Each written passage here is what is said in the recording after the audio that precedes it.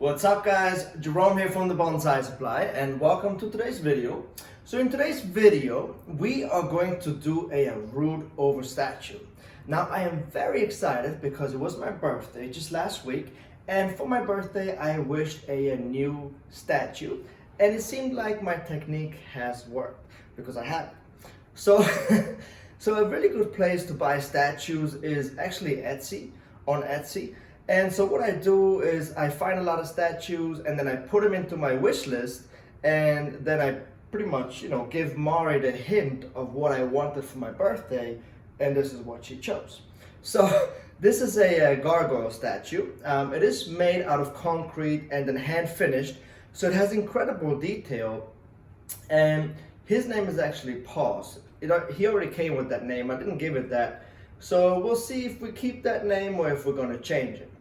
Now, when you do a root over statue, it is really important that you choose a statue that does not crumble, that is hard, like this concrete statue. It is weatherproof, and so this statue is going to last for many, many years to come. It is also quite heavy. It is about 20 pounds or so. Now, the tree that I chose to go with it is a Vitex tree. It is the Vitex rotundifolia. So this is kind of this is a really cool species because it's a very, very hardy tree. It does flower, it does not have any thorns, it grows extremely fast. This is a cutting that I did actually in the winter time. So I took it off my other tree in the winter time, planted it, and it came back to life. And when I planted it, it was about a third of this size. So we're talking about within the time span of like 6 to 8 months, somewhere in there. So they grow extremely, extremely fast, which is the perfect candidate to add this tree to your statue because it will attach very fast since it grows extremely fast as well. So now the first thing that we're going to do is actually take the tree and remove all the leaves so that we can see the structure and the movement of the tree, so that we can then attach the tree to the statue at the best possible and most interesting way. So the way that we defoliate this tree is actually we cut right behind the leaf and just remove the leaf, and we kind of leave the patio behind for dieback. And so the reason why I chose a Vitex has a couple reasons. I chose the Vitex because it is very fast growing, it is very forgiving, it flowers of course, which will add even more drama to the statue because you have that dark statue with the trunk that's kind of a similar color, but the trunk is actually kind of darker, so there's a little bit of a contrast in there. And then you have these lilac light purple flowers, so that's just an added bonus, and these guys actually flower all year round, so that's going to be something really cool once it's finished, the whole composition. That's going to be very special, I think. Another reason why I chose the Vitex actually is because the Vitex, just as much as the Gargoyle, has a very rich history. This used to be a medicinal tree. They used to get pepper from it. They still use Vitex to this day for a lot of medicines.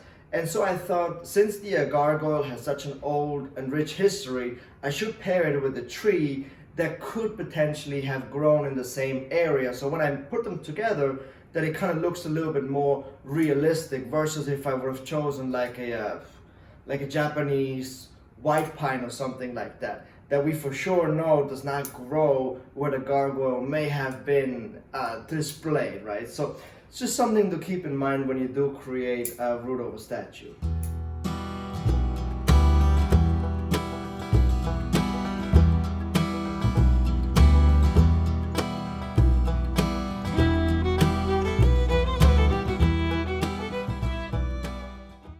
Alright, so now that the tree is defoliated, I get to see the entire structure of the tree, and I can style the tree much better. It is also much easier for the tree to recover once it has been attached to the statue, if the tree doesn't have to worry about any leaves on top here. So now the next step is actually to go through the tree and remove all of the dead branches. Since this tree was just allowed to grow for 1 year uncontrolled, there's a few branches on the inside that have died off. You can tell if they're dead by, if you pull on them, they usually just snap right off. Or you can even scratch it with your fingernail and see if they're still green below. So after I go through and clean up the tree and remove all of the dead branches in here, I'm actually going to go ahead and wire the entire tree. So I still don't know what kind of style this tree is going to end up being. All I know is that I have a lot of trunk movement here, and then I have a lot of good branches in here. So I do know that this tree is most likely going to be like a slanting, it could be a weeping, maybe I set it back upright, and it could be an informal upright tree. So I don't quite know, but therefore I'm gonna wire the entire tree now, because once the tree is attached to a statue, I do not want to go ahead and disturb the roots anymore. So that's why I'm gonna do it now for as long. This is as sturdy as the tree is going to be right now, that it's still in its original container. So I'm going to go ahead and do that now, and then we're going to go ahead, take it out of the pot and attach it to the statue. Let's get to work.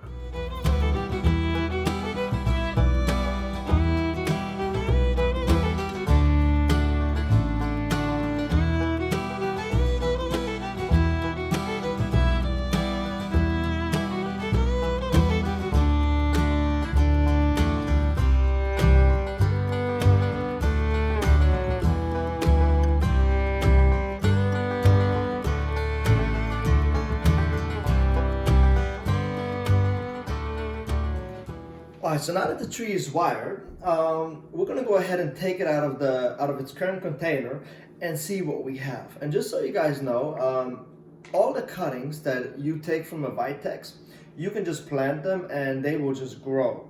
So you can even take really large cuttings. I've taken cuttings with the trunk size, diameter of this size, cut it off, potted it, and they continue to grow. So they're very, very cool trees. So let's go ahead and take it out of this pot. And so what I do is I kind of squeeze the pot a little bit first, just to loosen it up. And then what I like to do at this point is turn it on its head, like this.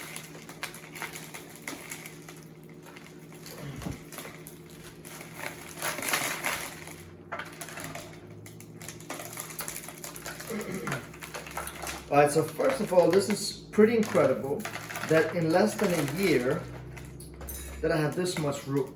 And this was a cutting. So it just goes to show you how fast they grow, which makes it absolutely fantastic for root of a statue. Now what I want to do at this point is just take a chopstick and try to remove as much soil as possible. Because I want to make sure that I know I have all the soil out, because then I can see what the root structure looks like and I can attach the tree to the statue accordingly. And so just with the help of a chopstick, this is a very easy job to do. Alright, so next up is probably my favorite part, but also the most critical part, because now we have to attach the tree to the statue. And this is kind of like, well, it's exactly like doing root over rock, because once you position the tree, you can never change this position again. So the way that I put it together today, that's the way it's going to have to stay. So what I look for here is I look for trunk movement, and I also look for the roots. So since I have a lot of roots, and once again, this was not an air layer, this was a cutting. That's not even a year old. So very impressive species. So now I just go ahead and see what is the most interesting part of the statue.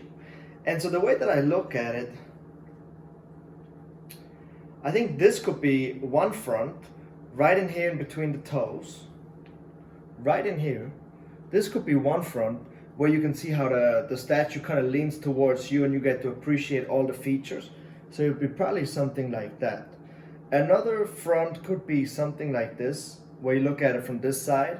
But when you look at it from this side, you get this shoulder and the hind leg, but then the top of the head kind of disappears. Whereas on this side, I think you can appreciate that a little more. So, okay.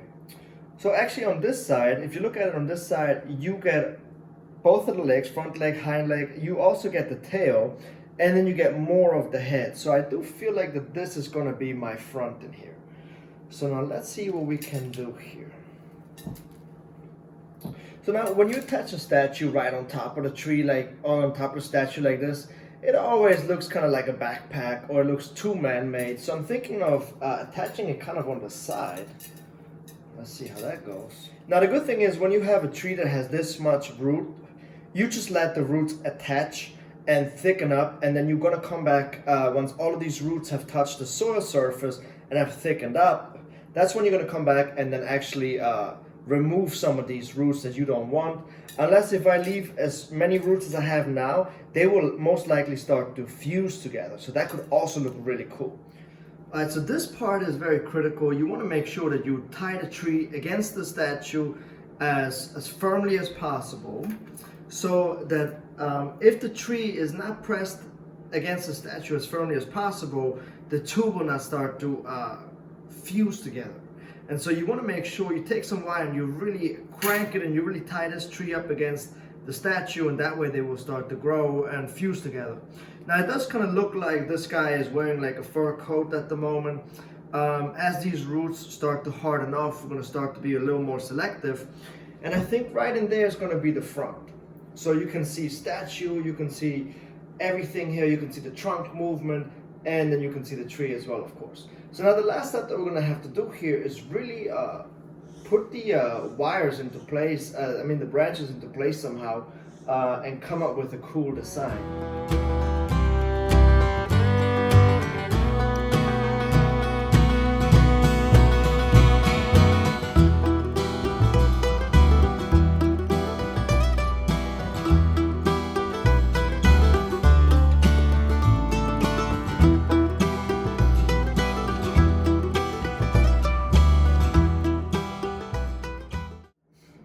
Alright, so as you can see, I went weeping style with this guy. I thought that I think it looks so incredibly powerful now. So much character, so much story going on in here. You almost couldn't make this design any more impressive, so to speak. I like the little purple flowers, I like the contrast, the trunk movement. It's just really, really powerful. So next up, we're gonna go ahead and pot this tree into its new container, and then we're gonna cover all of these exposed roots here with moss. And so let's get started.